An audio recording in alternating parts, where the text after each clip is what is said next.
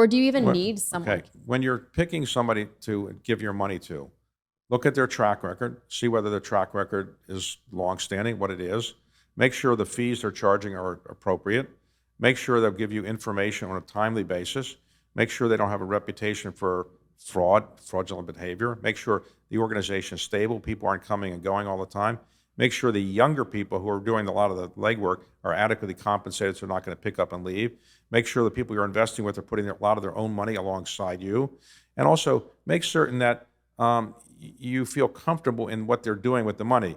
So if somebody's making a lot of money and they meet all the other standards, but they're investing in, let's say, firearms, that might not be something you're comfortable with. So make sure it's an industry that you're comfortable with what they're doing, and also make certain that whatever their track record has been, that it's not an area that's going away. So if you were an expert in investing in buggy whips and automobiles are coming along, a buggy whip investment company might not be that great.